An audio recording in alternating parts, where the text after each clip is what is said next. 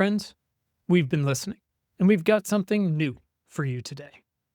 In a moment when the news out of Washington can seem untenably rough, when the gerontocracy that got us here won't give up their hold on power, when billionaires own every single media channel, when everything from housing to childcare, elderly care, and healthcare, and even water have been made unaffordable, if accessible at all, and the question, what can I do, can feel more fruitless than ever, I come bearing good news. Look to the young people. Look to our school boards, our cities, and in many cases, to our states.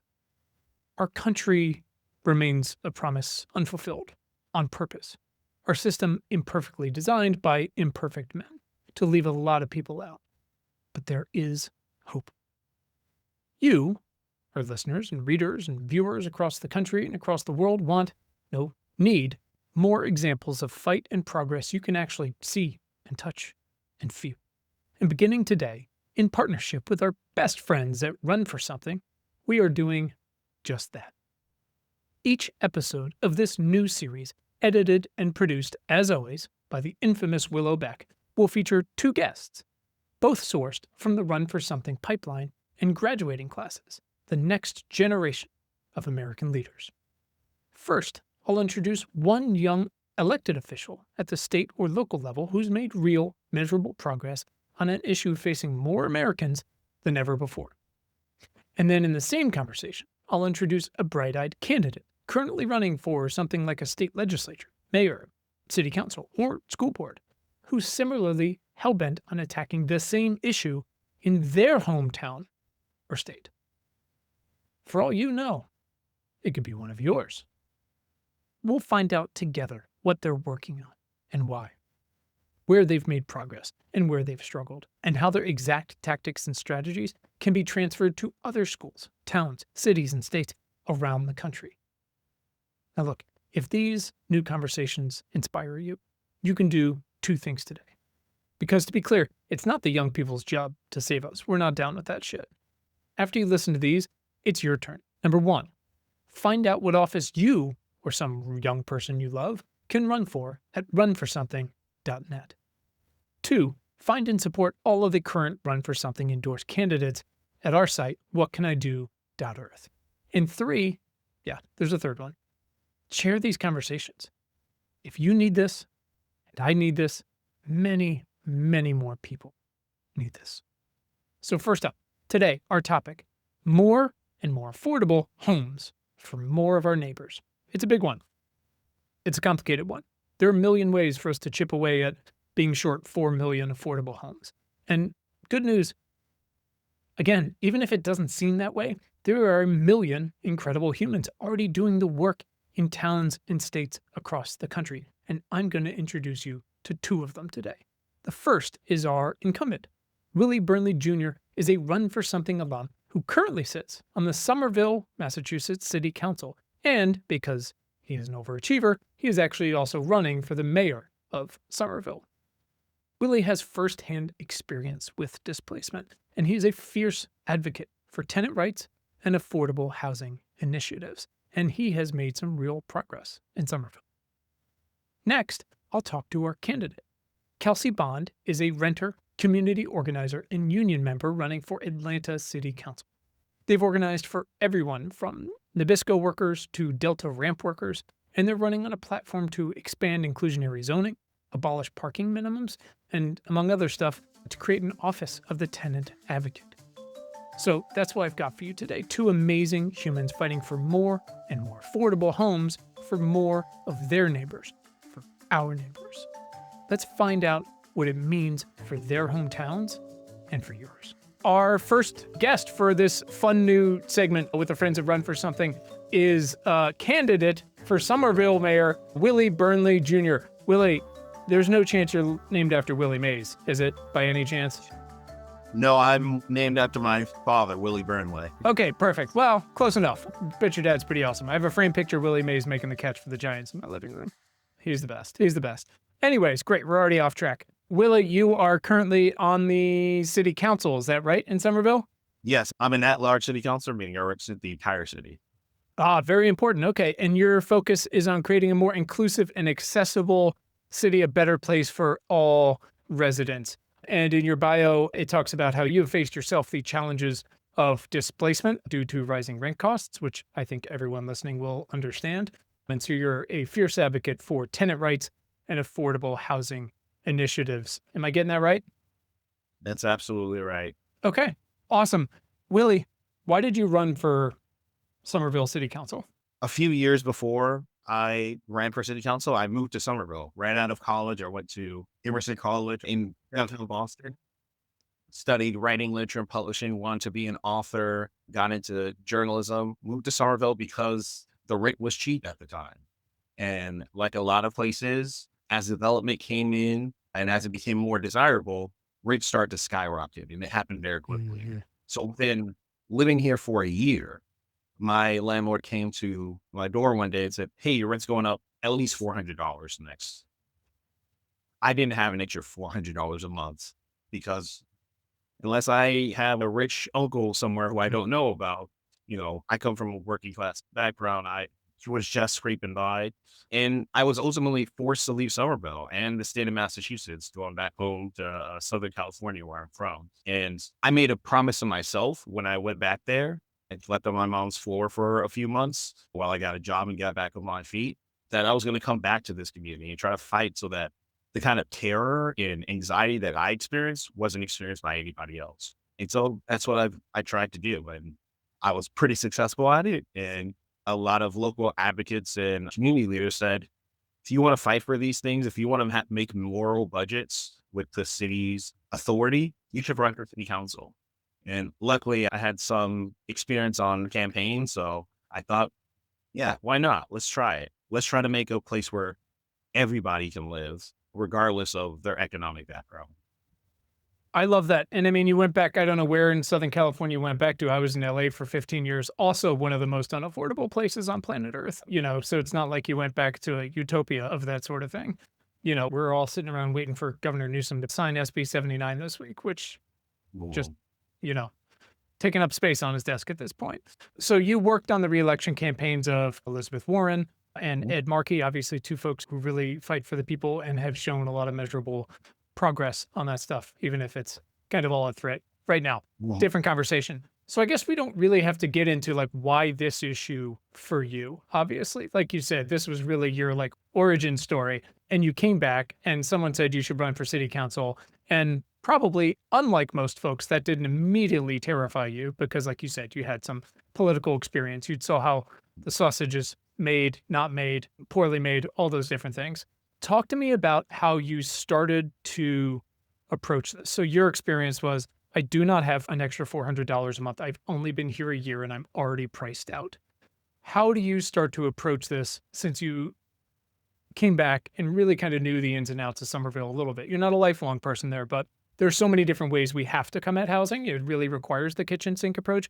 Where did you start and why? yeah. So my background really is in community organizing and activism. That's how I got my entryway into politics before I started working for our Massachusetts two senators and their elections. More in the streets, more on the side of yelling at politicians and institutions to do what people demand. And so when I came back, the first place I started was looking at the landscape and saying, who is doing this work already? Who Mhm. is fighting for tenant rights and making sure that people can stay in their homes? And we have a local organization in Somerville called CAS. That's Community Action Agency of Somerville. They're our official anti-poverty organization. And at the time, especially as COVID hit, there was a lot of pressure for people to be able to stay in their homes. Massachusetts had an eviction moratorium because at the time people were losing their jobs, people were Mhm. losing their health care, people were losing their housing as a result. And everyone knew that if we just throw a bunch of people onto the streets and our economy collapses, that's also going to be bad for our public health. Mhm. And so I started organizing with CAS and pushing to extend the eviction moratorium, pushing for state level protections like COPA, the opportunity to purchase, so that when landlord said, you know what, I'm done with this place, I want to sell, maybe the people who actually live there can be first in line to purchase the home that they're already living in. I'm also a fan of the second right to purchase, which in my mind would be the city actually Mm, being able to follow up through too, because everyone knows one or two people in this economy, especially in a place like Somerville, have a very difficult time buying housing. Even poor people can have very difficult time buying housing in our area where the average place goes for about $1 million. So this city, with the resources we have, with the financial authorities that we have to borrow and bond out, it would be in a much stronger position to act as an anti-displacement agent, and also a means by which we can escalate in upzone housing so that people can stay in the community that they love. sure. And that's a big key too, especially as we start to look at, these various effects of climate change and things like that. And, we always hear folks say, well, why don't they leave? It's like, well, this is home. And that can mean a lot of different things to a lot of folks. But, when you look at the Gulf Coast, you look at all these different places that are flooding or, the fires in Southern California, Altadena was one of the few relatively affordable Black Mhm. communities in Southern California, and it just burned down. And so we have to look at this and go, okay, but then how do we make them able to come back? So that's where that upzoning in place really does matter. And that was at Yimby Town for a little bit. And there's a lot of talk about that. We even had some international folks saying like some of these people have been here a long time, and they're not trying to price folks out. This is home. And we have to find a way to support that as much as you can while still building many more places, right? And make it affordable for new folks. Because as I'm sure you know, and I don't know what the numbers look like in Massachusetts, so many people are leaving these, what we call blue states, historically blue states, to go to places that have a lot less regulation where they've just been able to build, frankly. And so we've got to wrestle with that in a real way. No, absolutely. And we have had conversations about that, mainly at the state level, because in Massachusetts, at the local level, we can't impose new taxes. Mhm. There's a lot of regulatory limitations on city councilors and mayors, even frankly. But a few years ago, we did pass something called the Fair Share Amendment, which is essentially the millionaire's tax, slight raise for people who make over $1 million for education and transportation primarily, and education, transportation, and housing. Mhm. And there was some who said, "Oh, we're going to lose all our wealthy folks. They're going to leave because the taxes are going up." When the stats that did come out were, no, the people who are leaving are the people who can't afford to live here. Yeah. And they're leaving because rent is going up. And when they want to have families and grow out their community, there's no space. There's Yeah. no backyards. There's no place for their children to safely experience their childhoods. Mhm. And so they move out to suburbs, or frankly, sometimes they move out to other states where it's more common to have, a plot of land for the same price you would get relatively small, like single family or triple decker in our community. Yeah, sure. And, there's pros and cons to everything, right? In every version. But again, in a world where we are facing such a full on manufactured, often purposefully manufactured crisis in things like childcare and home care and elderly care, the ability to stay and be and just choose to be near family of any kind, wherever you fall in that sandwich, is just so important. But if the price isn't there, there's not a lot you can do about it. It's wild. So Cass is already there. So you've already got these one allies. This is such a lesson to folks. And we always talk about it here, which is whether you are someone coming at this, what can I do thing because you are personally affected or you want to invest or donate or volunteer, there's almost always somebody who is already on the ground doing the work because they have to. And Mhm. one of the best things you can do is support those folks. And sometimes that literally just means contributing money, especially if you're coming from the outside or showing up with your body in some way. It does not usually mean starting an entirely new organization. But in your case, you said, okay, maybe the city is in a place where it can, again, like you say, have the second right to purchase and it's the ability to bond things out. And you said, well, then I should probably try to be part of that.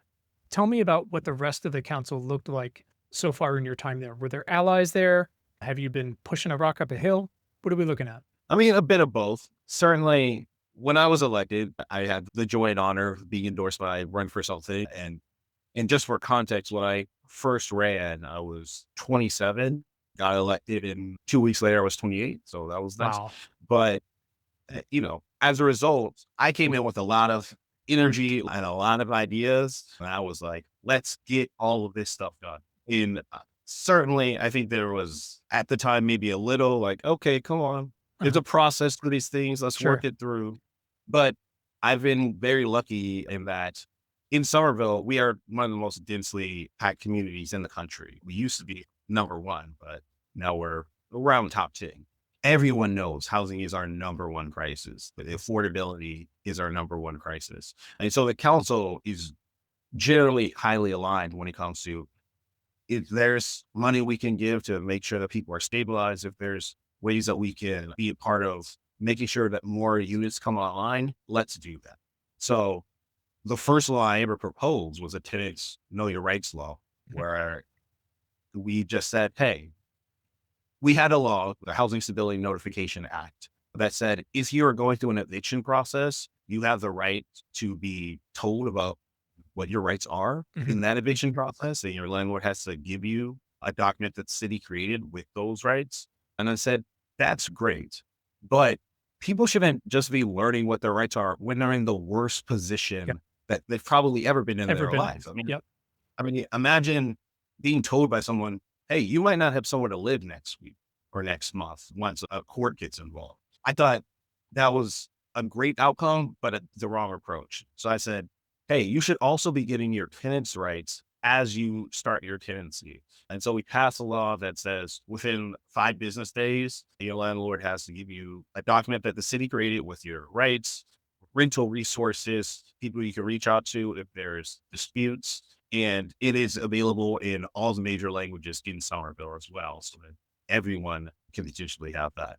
Now, is it perfect? Does everyone always get everything that they're, entitled to? No, there's still room to grow there, but I think it's really important that people are equipped with the knowledge and the resources necessary when we're talking about what is one of the foundational needs for human life, which is shelter. Mhm. I really appreciate that. I don't know if you're aware of, there's a really great environmental journalism publication called GRIST, GRIST, and they've done some really cool work in the past few years of creating pamphlets in different languages to give to heat workers in the Southeast and other places so that they understand the heat protections that are allowed to them, if any, and things like that, and things that are on the ballot if they're able to vote and all this. It really matters to hand things to people because Yeah. I mean, how many things do you get inundated with that is like, "But you got to go to this website," and it's like, "Great, I'm not going to go. I'm going to Yeah. give it to you straight. I got 3 kids. I have no time. I barely get them their field trip forms on time, or their lunch in the morning. Much less remember to go to this thing that reminds me about this." Until, like you said, you're in one of the worst moments of your life, and suddenly, wouldn't it have been nice if you had known this all along, right? Maybe you could be in a better position because you would have known there are resources of people who could help you. So, and the city created that document, is that right? Yes. And it's available on our website and it's downloadable. And we ask that people get it either emailed, mailed through certified mail, or literally handed to Okay. tenants. We essentially. Was there any pushback from landlords on that vote? I think there was some pushback. We have an organization called Massachusetts COA, the Small Property Owners Association, and they really well, they try to throw around their weight. For some reason, the city council is on their mailing list, so we see emails where they're like, "Hey, can we get someone to sue this city because they're trying to have tenants' rights or more supports for folks?" But I thought this was worth doing. It's kind of on the edge of where we could play legally, and so I thought, if we can make the strong argument to uphold this, we should be doing it because every single year I lose neighbors to being priced out or being displaced. And we can't have a community if the people who make up that community are always cyclically forced to leave. Forced to leave, working jobs that, again, obviously, as we point of the conversation, like, do not create enough income for them to sustain a life, much less to take time off to take care of either young people or elderly folks or themselves. Mhm. And it's usually hourly, so they can't come to these meetings, right? They can't show up to a lot of these meetings where, again, you're on an email server where someone's like, "Who wants to sue the city this week? Who's got time, to do this shit?" It's like, yeah, that in a world where, again, a lot of the point of this series is to not only identify folks that run for something has worked with who won either once or more and have created these positive outcomes around something really specific, and then people who are running, but also what are the most transferable aspects from Well, cities and towns and school boards and state around the country? Because yes, there's a lot that makes places very different, whether you're exposed to flooding or water or heat, all these different things. But there's a lot that's the same. And a lot of the same is these folks that are able to, through a multitude of resources, show up to these meetings, slow things down, fight them. And often they're the only voices. And that becomes a real problem, obviously. So you worked on parking minimums as well. Is that right? Tell me about that work. So in the effort to try to make sure that building housing was as straightforward and easy as possible within, the realm of our own values, what we need out of larger developments, etc. We were looking at what are those barriers for particularly affordable housing nonprofits, especially, which really operate at the slightest margins, because these are organizations that are not coming in with billions of dollars and deciding to just like rapidly transform communities, but are saying, hey, we can actually build housing that is truly affordable, not just affordable in name only, but Sure. that can actually keep people in communities. But the slightest deviation in the plan can cost thousands of dollars. Sure. And parking minimums was part of that. So the city had a requirement that, if a project was certain square feet, then it had to have a certain amount of parking with it. And we've even had homeowners who made changes to their homes and were like, wait, I'm required to add a parking spot? I don't need that. What's the point? And we found that, each parking spot that is built as part of these larger developments can cost tens of thousands of Oh, dollars yeah. to maintain over the years. And where does that cost go? It goes to people's rents. It goes into construction costs. And by removing that minimum, which is in effect saying, we're not going to mandate that you do this. You can still do it if it makes sense, but we're not going to force you to.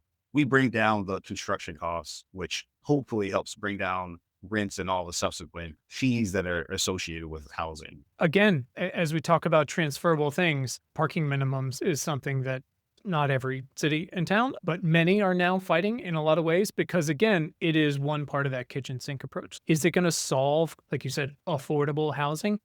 No. But, the lesson I always go back to is, smoking, which is that effort to reduce smoking in America, which was to really reduce lung cancer, right? Came from lawsuits, came from marketing, came from the packaging, came from, you know, not having it in movies and TVs as much, like all these Mm. different places. Like it requires chipping away and chipping away. Of course, it would be great to have one big win. We know that's not how the United States works, especially in, a complicated federalist society. But there are transferable things that really do matter. And like you said, we're not saying no parking. We're just saying you don't have to, which reduces space in a finite city or town. But also, like you said, just costs for, as they said, a Yimby town. It's houses for cars, not houses for people. Yes. And I think it's really important to emphasize that in a way, this is about freedom and it's about cutting unnecessary mandates on these operators who, for better or worse, currently we need in order to produce more housing. Sure. It plays up against some people's worries about convenience. No one wants to have to look for extra parking or circle the block or have to, walk that extra 50 feet to get to their doorstep. Sure. And when we have to balance that for people who are able to do that with the ability for our neighbors to stay in our community, I always try to put people over pretty much anything else. Well, I appreciate your efforts to do that. So tell me of those things. Are there other cities or towns that you have been inspired by or gone, oh, that's interesting that that worked there.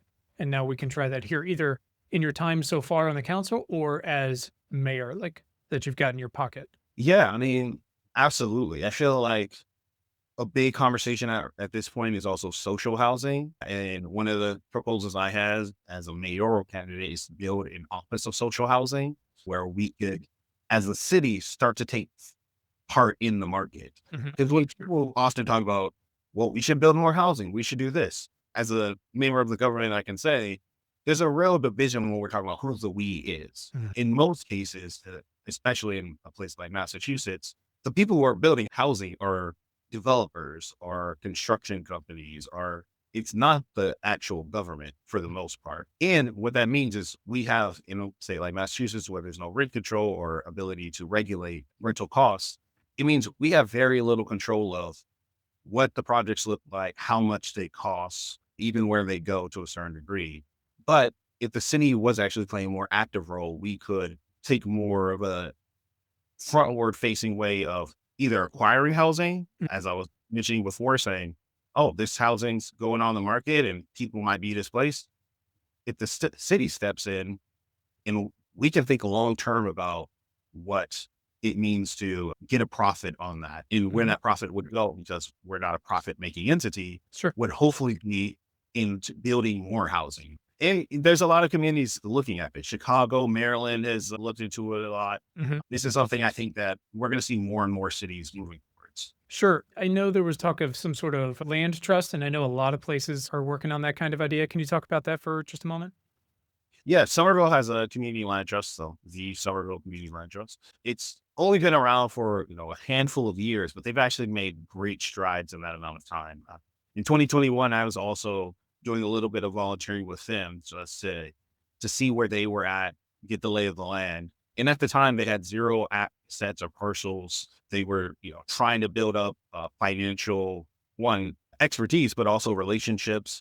And they thought, we probably won't have our first building for maybe 5 years. Mhm. In less than that time, they now have, I think, 4 plots Wow. and like 3 buildings with one to be developed it's coming online less than half a mile from where I live. That's going to be maybe like a dozen units, highly subsidized at 30% AMI, 30 to 60%, which is very affordable housing compared to like most of what comes on Sure. in Somerville. And they're really the model in a lot of ways for what I think the city could be doing around social housing. And the city does play a role with them in offering them some financial supports, helping connect them to banks or other financial partners to get their projects off the ground. Sure.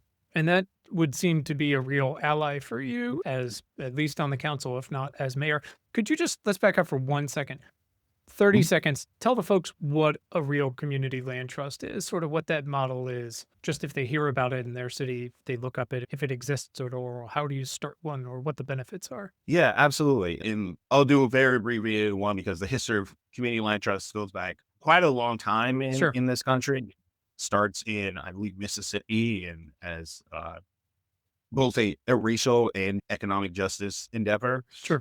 But when we talk about housing and the value of housing, a lot of that value is actually in the land beneath the house.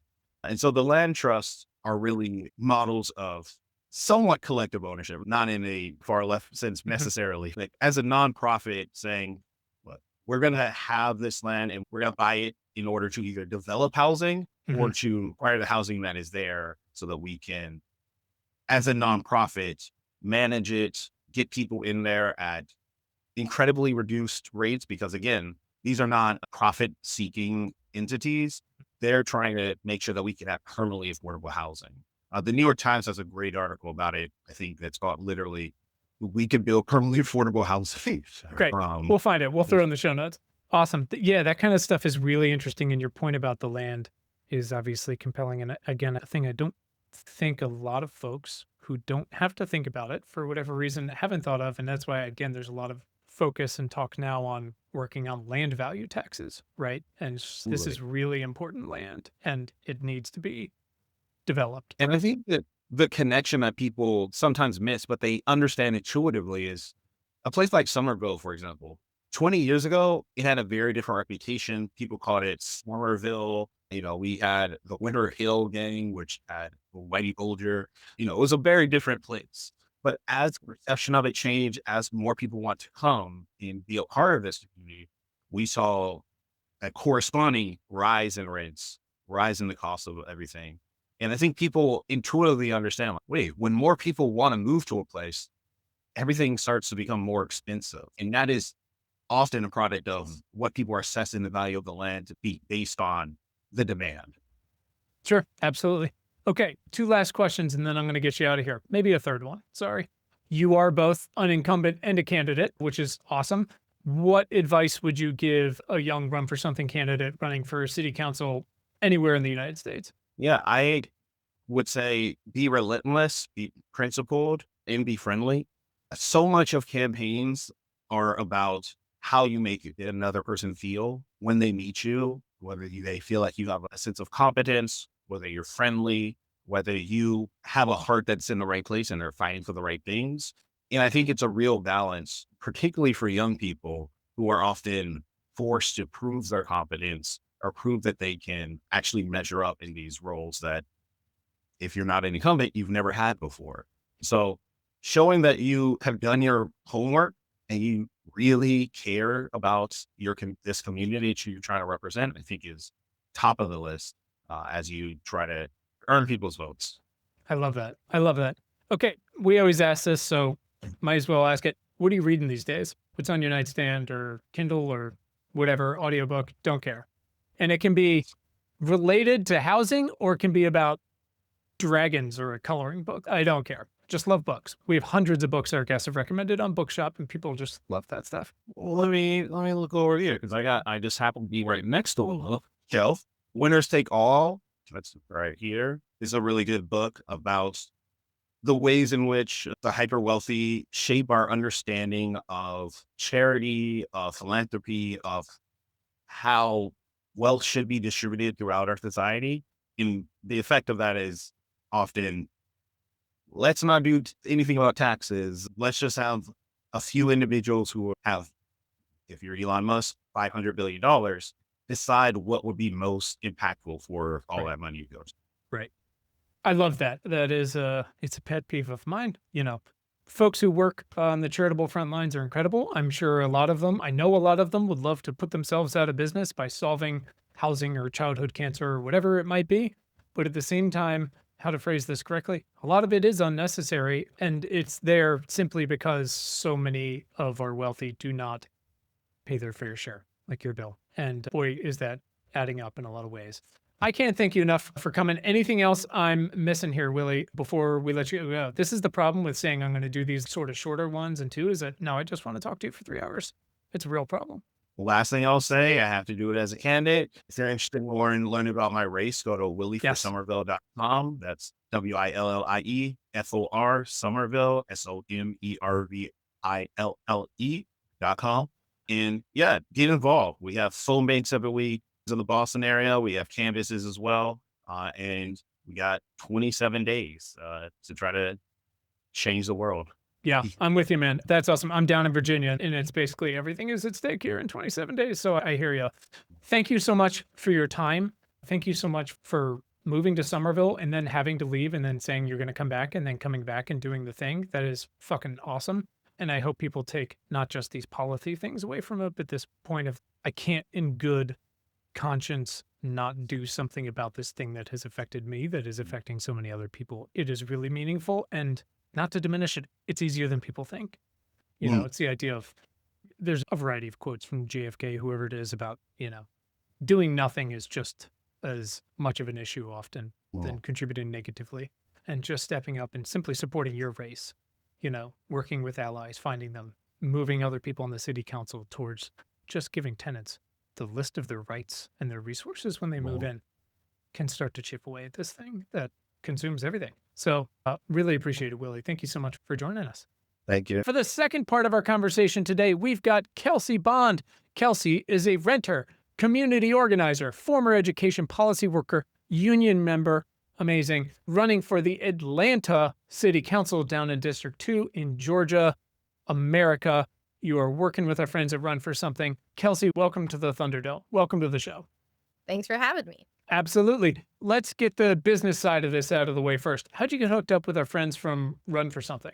Well, I have known about Run for Something for a long time. I actually managed a state house campaign last year for Gabriel Sanchez, who was also endorsed by Run for Something. And Awesome. so I knew as soon as I launched, that's an organization I should apply to as a first-time candidate.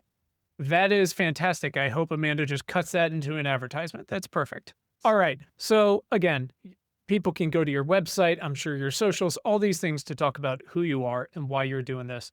Tell me why you're running, because Atlanta City Council is no joke. It's no joke. It's no joke. And, Atlanta's growing a lot. We are a really culturally and economically important city right now.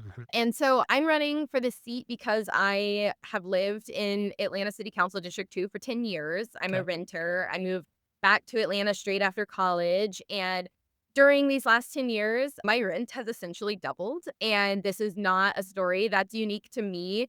This Yeah. district is about half renter. It's relatively very young. It's very dense because of all the apartment complexes that have gone up over the last several years. And, rent is through the roof. And this is something that is deeply felt by so many people within District 2 and across the city. And Atlanta is only bound to grow in the coming decade. So this is a Mhm. problem that we need to begin to tackle now and also make sure that our new housing is paired with public transit because Atlanta is also a very sprawling city, Sure. which makes it hard to get around if you can't afford a car. And so pairing public transit and affordable housing to tackle both the affordability crisis as well as the climate crisis are central to my campaign. I love that. I had on a gentleman on the show last year. Kelsey, time means like nothing anymore. Who can know? And I believe I'm forgetting his name. I'm such a monster. The book is over there somewhere. I think it's called The Great American Transit Disaster. It Mm. is, if someone said, we're going to do a whole book on how we got here, that is what this book is. There's nothing left out. And there's a lot about Atlanta in it and how we got here. And it's really fantastic. So if you're a nerd, I think you'd appreciate it. You have organized for Nabisco workers, Starbucks Workers United, UPS Teamsters, Amazon workers, Delta Ramp workers. You worked on public sector bargaining rights with the state legislature. You've worked on LGBTQ plus and reproductive rights. But it always comes back to rent, man. Why are you so focused on housing and rent? Yes. So, as you said, I've spent the last several years organizing alongside union members and organizing workers in Metro Atlanta, also fighting for reproductive justice and LGBTQ rights. And Atlanta is in a very unique position because we are a blue city in a red state where many laws are preempted at the state level. We Mhm. have very few workers' rights in the state of Georgia. We have very few tenant protections. We cannot cap the rent. And so, as a progressive running for a municipal seat in this climate, you can often feel very restricted in terms of policies that you would want to pass that are maybe things that are normalized in cities like Seattle or New York. So, coming from my experience organizing alongside service workers that are maybe only making $15 an hour or less, and thinking about a part of town like Midtown Atlanta, which is, you know, full of buildings that have exorbitant costs. Rent is extremely expensive and only going up in this part of Atlanta. And I think about, Starbucks workers that I've organized with who live in Midtown who can only afford to live here because they've been here the last several years. And if they were to move in now, they wouldn't be able to afford it.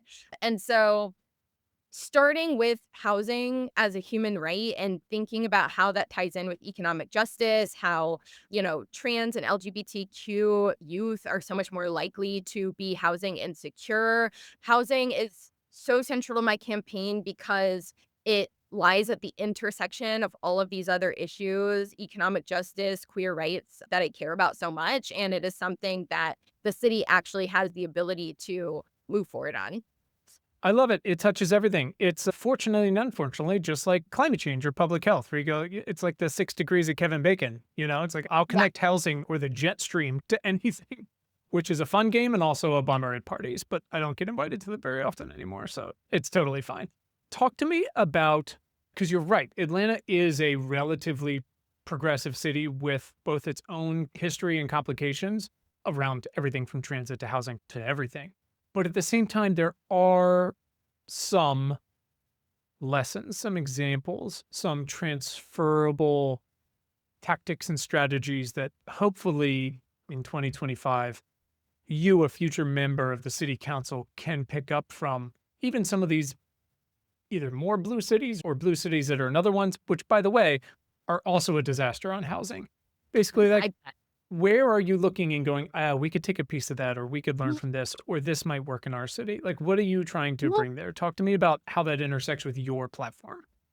yeah, so given the limited scope of our city in a red state, there's a few ways that I would like to see our next city council tackle the housing crisis. So, for starters, a huge majority of the city of Atlanta is zoned for just single family homes.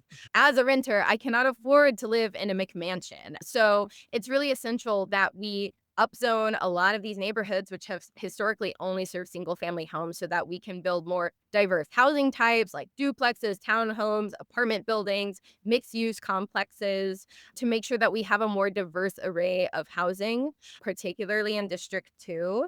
Also, Atlanta has some parts of it have inclusionary zoning where developers are supposed to set aside a certain percentage of units as affordable. But the problem with that is that our definition of affordability is not really that affordable. Affordable is a relative word. Mhm. So typically, Atlanta uses 80% of area median income to determine affordability, which is closer to a $70,000 a year income, which is still relatively comfortable. So have a lot of people who are being left out of that equation. So I'm looking to redefine affordability to target folks who are making more like 60% median income, 30% median income.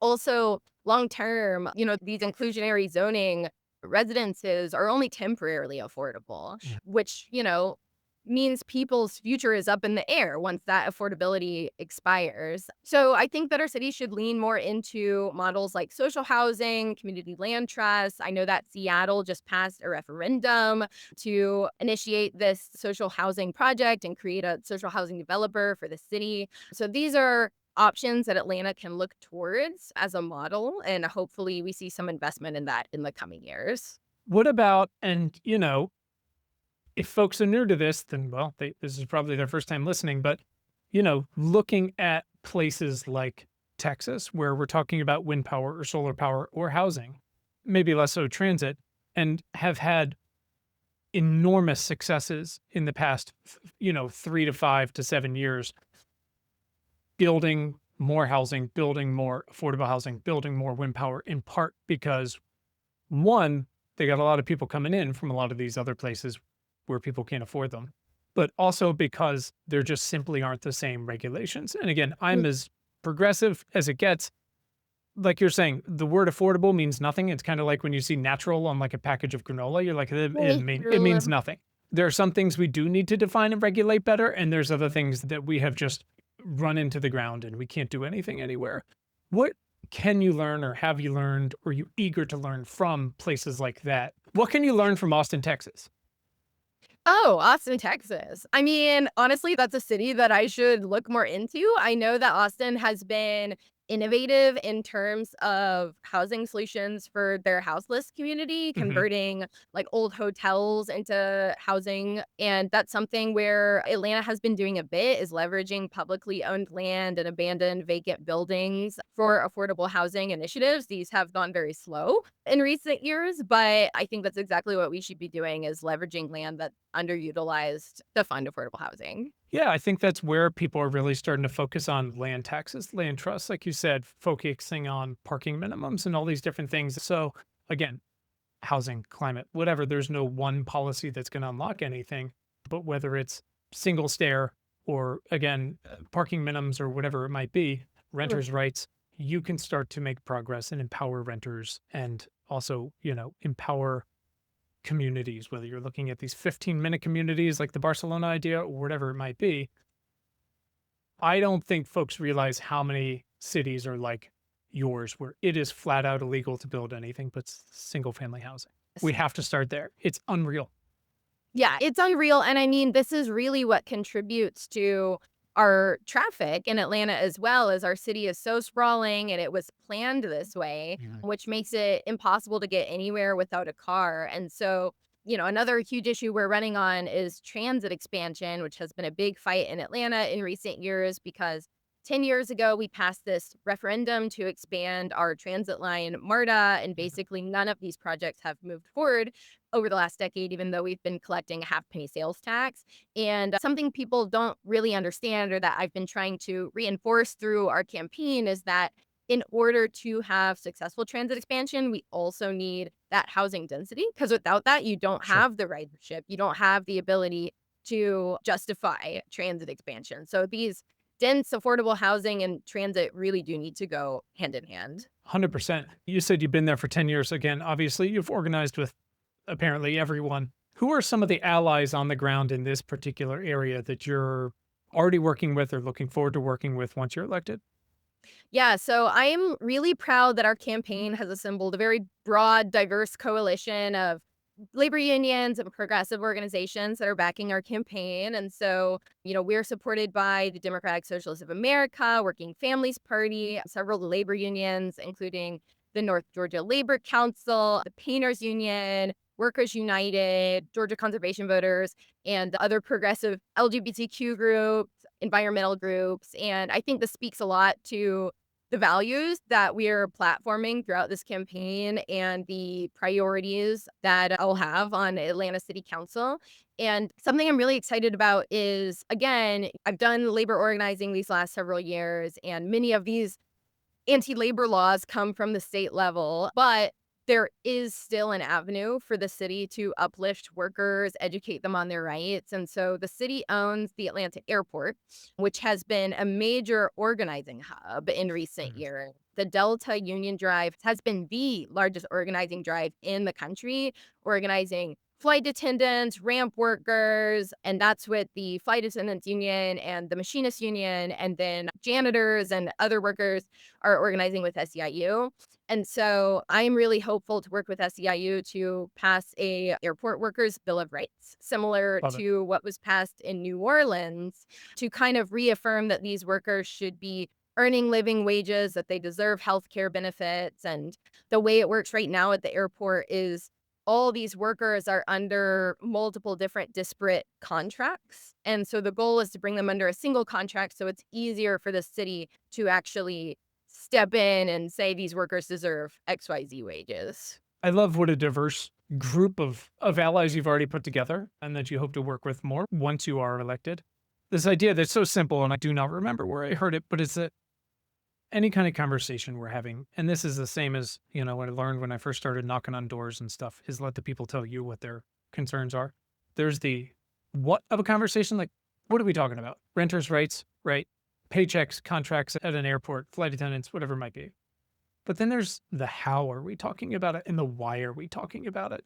And again, we talked about it a little bit a moment ago, but we are now at the point where, and Georgia isn't necessarily a blue state, but Atlanta's big enough to count, right? Not again, I'm in Virginia where we keep going back and forth. And I was in Honestly. Los Angeles for 15 years. The sum of it is anybody you just talked about at some point is going to have to leave. They cannot afford it. It doesn't really matter what the job is. It doesn't Yep. matter. They just can't afford it. And that is going to be a drain on one of the world's biggest, busiest airports and cities Yeah. and all these services. And, we've seen what's happened with, Florida's oranges and Georgia's peaches and all the heat. It's not a maybe in the future. It's these things Completely. have to happen. And I think that's besides, the credit that is due to you personally and your experience of folks you've worked with, this is why and how you can start to bring so many diverse groups together, like the machinists union, right? Is to go, none of them can afford it. It doesn't matter. And so many of these workers rely on public transit to get to and from work every day. And so, their biggest issues are my biggest issues, Yeah. housing and transit. That's not a Yeah. coincidence. Yeah. As we like to say, for a long time, our tagline, and it's a version of this, was science for people who give a shit. And fortunately and unfortunately, at some point during COVID and fires everywhere, there were many more people who gave a shit for a lot of different reasons than ever before. And it's like nobody's unscathed. Many people have it much worse than others. And often we've designed the system that way, but we're all in it at this point. So you get elected. What is the first obstacle you're running into besides just identifying, wait, I mean, the state really does control so much of this. What else are you running into? So we are having elections, for all city council seats this November, Mhm. and there are other progressives running for office who I really hope win. And so we have the potential to elect a good number of progressives to Atlanta City Council in November if people come out and actually vote. But either way, I will be a political minority on council. I'll be the most progressive council member. And, that comes with challenges. And I think that requires me knowing where there's overlap in terms of priorities and values with my colleagues on city council and figuring out a route to move forward. And of course, understanding that, this is a long haul. I Mhm. plan to be in the seat for a very long time if I win because I want to be able to say that I accomplished things and passed reforms that help people's lives. And so I think the biggest obstacle is being a minority, but understanding where to find overlap with other council members, even if we don't agree on everything. Sure. I think that's a healthy respect for what you're going into. I don't want to say up against. Again, the goal Or just is, if we can, to work together on some of these things. It won't be everything by any stretch. It never has been, but especially these days. But what you're going into and knowing that, the makeup of the council itself could change. Talk to me for a minute about it seems like you're like me, someone who's actually been to city council meetings before, which most people have not been unless they're old and wealthy and have the time to, and they don't exactly. want ADUs in the yard. So dealing with your own council members is one thing. How do you get more folks to show up to Atlanta city council meetings to support the arguments you're making to your fellow city council members? Yeah, so what I'm so excited about when it comes to potentially winning is that I will have this broad coalition backing me up when I'm in there. All the organizations I mentioned previously, but also pro housing organizations like Housing Justice League, which fights for tenants' rights on the state and city levels in Georgia and Atlanta.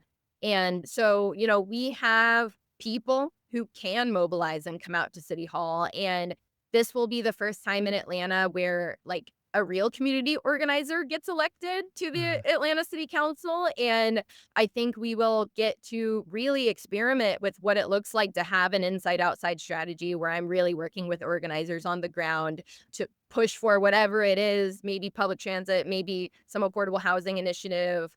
But I think that collaboration is going to be key. And already talking to folks about what our first priorities should be when we get in there and what Mhm. we want to make that look like.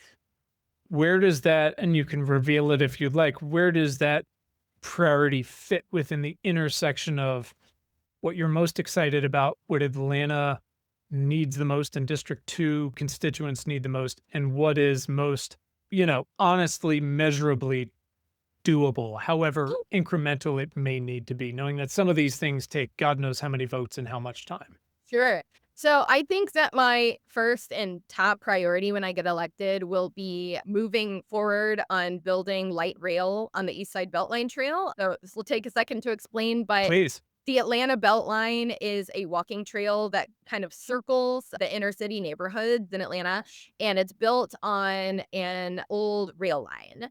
And so several decades ago, a Georgia Tech graduate student wrote a thesis laying out this plan to convert this old rail line into a walking trail and transit corridor with light rail. Mhm. So in 2016, Atlanta voters on this referendum, the More MARTA referendum, to fund 17 projects to expand MARTA. One of the key projects on this list was light rail Mhm. alongside the trail. The east side of the trail runs through my district. It's just a couple blocks from where I live. So the last decade, they have paved this trail. And there were many promises that the trail would be complete with affordable housing and really be this kind of public investment. But we have just seen so much gentrification around the trail, your typical breweries, brunch spot, commercial activity really catering toward an upper middle class customer base, and can't really say anything about the current Beltline is affordable. And so in recent years, there's kind of been, even though we approved by referendum to build rail along the Beltline, there has been a kind of corporate developer backed propaganda initiative to stop Beltline rail from being built. And so it is an election year right now, and certain decision makers have decided that building rail on the East Side Trail is no longer a priority. And transit advocates are, of course, very upset about this because we have invested about a decade of research and laying out the groundwork to really get tracks on the ground. It was Mhm. supposed to happen this year.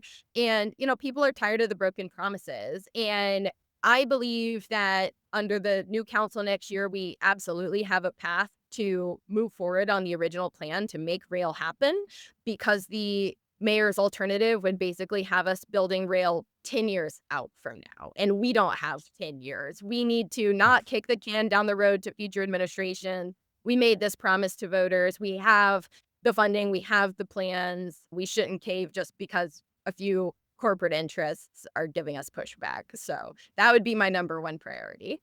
I love it. I love it. That's awesome. These things can unlock other things. It's a helpful and frustrating experience to have a pretty great idea of what we need to do. And just like most of it is decisions people make to stand in the way for incentives. Talk to me about the Office of the Tenant Advocate. That is inspired by a couple other places, right? Yes, yes. What does that actually do? What could it Yep. actually be capable of doing? Yes. So I am a member of this organization, Housing Justice League, and Mhm. they have drafted a really nice list of ordinances that they'd like to see passed on our next city council. And this is where I pulled a lot of my platform going into this race. And so, we collectively would like to create this Office of the Tenant Advocate because Georgia has such weak tenant protections and evictions are a leading cause of homelessness, which is a crisis right now in Atlanta. And the World Cup will be in Atlanta next year. And we've seen vague promises that we will end homelessness by then, which absolutely will not happen. In fact, this current administration killed a homeless man earlier this year during an encampment sweep, which was extremely tragic. His name was Cornelius Taylor. And so, there's been a lot of movement on the ground to push for more humane policies around our houseless neighbors and actually, housing first strategies to get them the resources they need. But to take a preventative approach to the homelessness epidemic, tackling evictions is a great start there. So this would be modeled after the Office of Tenant Advocates that they have in cities like New York and DC, which would provide legal resources to tenant, legal consultation, and of course, educating tenants on their rights. So few people know their rights. It's the same whether you're talking about labor organizing or tenant organizing. If you are able to equip someone with their rights, that is so empowering to Mhm. know what is legal, what is not legal. If your landlord is harassing you or illegally threatening eviction, there's tons of resources that can help people understand what their rights are in those circumstances, which can go a long way towards preventing evictions. We have to plug the hole in the boat here. It's great to bail it out, right? And we need to get people off the Yep. street, but we have to plug the hole in the boat. And Yes. again, is that going to solve it? Of course not. But is that going to go a long way? It helps. It helps when people have the information that is due to them. I love that. That's awesome. Okay, last thing. If you had any time in the world, what are you reading these days? Or what have Uh, you read in the past, I don't know, 5 years? There's no rules anymore, clearly. It doesn't matter. sure. I used to say, what's affected you? Nobody cares. It could be a coloring book. What is a book? Tell me the name of a book, because we have a whole thing up on Bookshop and our listeners love it. Oh, cool. So I love reading and I love campaigning too. The one thing I don't like about campaigning is that I have no time to read. Mhm. But I read a great book last year, which anybody interested in Atlanta politics should read, called Red Hot City, which is by Dan Emmergluck, who I think was previously a Georgia State University professor. But it is about why Atlanta is experiencing a housing crisis and what policy decisions led to that. And it walks you through the construction of our highway that segregated and divided our neighborhoods and destroyed many Black neighborhoods. It walks you through the Olympic, the big fight around this development called the Gulch downtown, and also the Beltline, which I mentioned. And it's just this really interesting breakdown of Atlanta politics and errors that our leaders have made throughout recent history. I love that. I love, again, like the Great American Transit disaster. I love someone who's like, listen, I'm just going to write like the opus on this. Yeah. We're going to do this. Like Signal. how we got here. It matters. Even if 10 people read it, those 10 people could be really If you meaningful. What is one message you would send to future you in a year and a half who is like in it and oof, is dealing with it and is like, oh, right, yes, now I've got to do the thing. In the whole campaigning's easier than governing world. What would you like to say to yourself there? a great question. I think I know that governing is super difficult because you're being pulled in all these directions. You have constituents that want to talk with you. You have, your peers on council that are trying to pressure you to vote a certain way, institutions that are pressuring you this and that way. And I just want to remind my future self to always stick with your principles, even when it's tough, even Mhm. when, you feel like there's a lot of pressure on you. I'm running for office in the first place because of my principles, and I Mhm. want to make sure that I am actually acting on them in office because that is the whole point. I love it. Where can people find your campaign on the internet? You can find my campaign at kelseybond.com. That's KELSEABOND. And I'm also very active on social media at KelseyBondATL. I love it. That's awesome. Well, we will put it all in the show notes and all that jazz. Kelsey, thank you for your time. Thank you for your candor around all this and all your organizing efforts. And thanks for stepping up and saying, okay, fuck it, I'll do it. We need more of it. That's it. You can read our critically acclaimed newsletter and get notified about new podcast conversations at importantnotimportant.com. Thanks so much for listening, and thanks for giving a shit.